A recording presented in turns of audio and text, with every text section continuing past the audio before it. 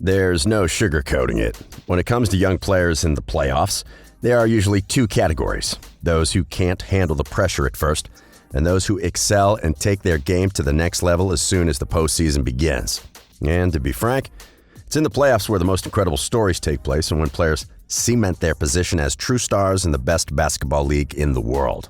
So when 23-year-old point guard Jamal Murray started the Bubble Edition playoffs by scoring 36 points, including 20 in the fourth quarter and overtime of a hard-fought game against the Utah Jazz, the world learned that the Denver Nuggets had a star in the making, ready to perform when it matters the most.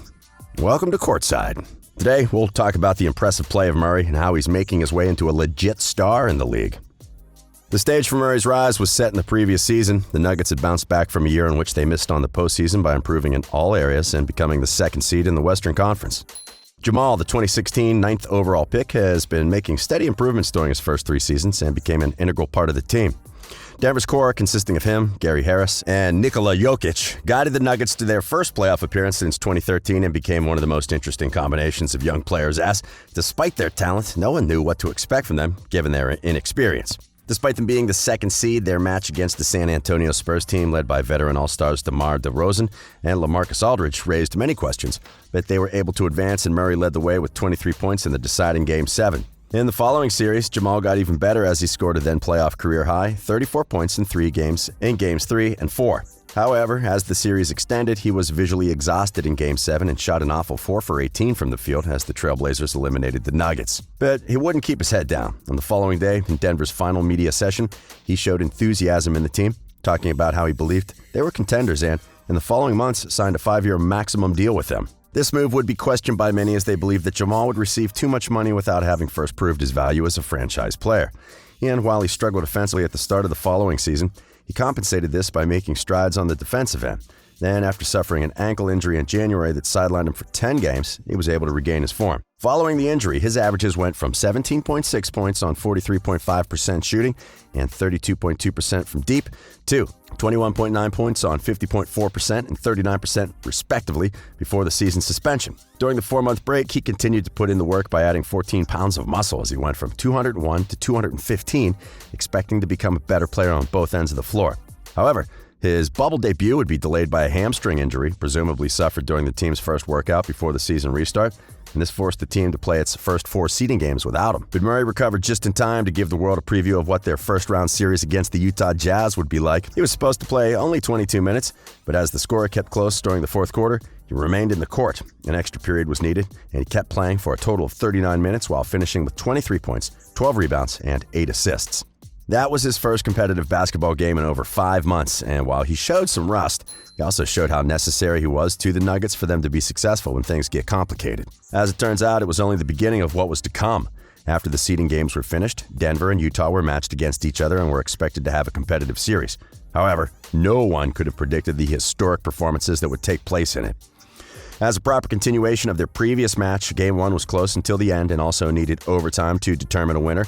Murray would become the most important player of the game when he scored 20 of his 36 points throughout the fourth quarter and the extra period to lead the Nuggets to victory while also recording 9 assists and 5 rebounds. However, despite Murray being the protagonist of the win, history was made on the other end of the court as Jazz shooting guard Donovan Mitchell finished the game with 57 points, which became the third highest total ever in playoff history.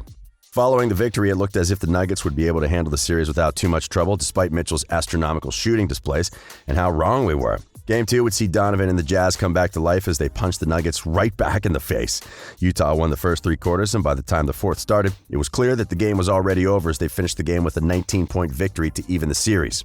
Mitchell continued shooting the lights out on his way to 30 points, and his team's defense managed to stop his counterpart as Murray was limited to 14 points as he took only 13 shots, 7 fewer than in the last game.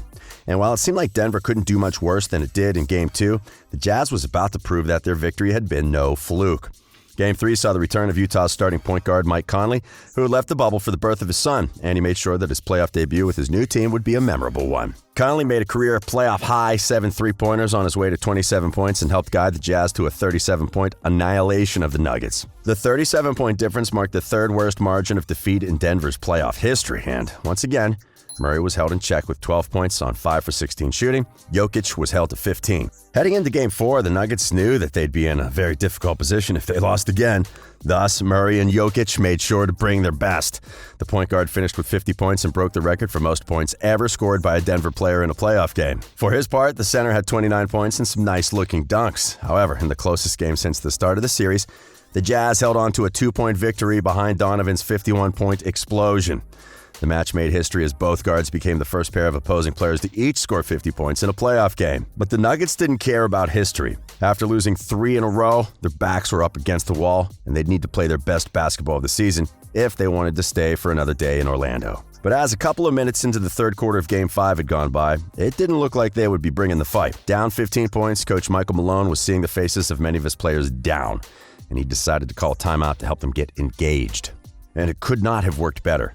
Utah only scored 36 points from that point on, and the Nuggets remained alive behind the play of Murray. The point guard scored 42 points as he became the second player in NBA history to follow a 50-point performance with a 40-point game. The other player to do it? A guy called Michael Jordan. Still, the job wasn't finished. Denver forced a Game 6, but now needed to win 2 in a row to get out of the first round. And the Jazz wasn't about to go easy on them. They needed to keep playing like a team that was fighting for their lives. It's safe to say that they received the message. Utah came out of the gates firing in Game 6, but was unable to get too far ahead from the Nuggets. And from the second quarter on, Denver made sure to get the job done. The duel between the two guards continued as Mitchell scored 44 and Murray had 50. But the latter had the last laugh as his team got the win to force a deciding Game 7, the third straight Game 7 for the Nuggets since the previous season. On his way to securing the victory, Jamal continued making some history. He broke Steve Nash's record for most points scored by a Canadian in a playoff series and became the 5th player to post multiple 50-point games in a single series, as well as the 6th player to score at least 40 points in 3 consecutive playoff games. When he was asked about his performance, he talked about his shoes, a custom pair that had the faces of murdered African Americans George Floyd and Breonna Taylor on them, and said, "They give me life. They help me find the strength to keep fighting in this world, and that's what I'm going to keep doing." And now with motivation to keep giving his all, Murray will try to continue making history as the Nuggets hope to become the 12th team to ever come back from a 3-1 deficit. It won't be an easy thing to accomplish, but if we learned anything about this series, it's that he'll be up to the challenge. Altogether, at just 23 years old, Jamal Murray has provided one of the greatest postseason performances in recent history and has silenced all those who questioned whether he would live up to his contract or not. He's used basketball's biggest stage to take his game to another level and has found the motivation to cement his place as a star that might be able to bring glory to Denver in the future or, more impressively, in the present if he keeps playing like this. Now, do you think that Murray will help the Nuggets win a championship one day? Let us know in the comments. We hope you've enjoyed this video, and if you did, remember to like it and subscribe to our channel for more NBA content. We are Courtside.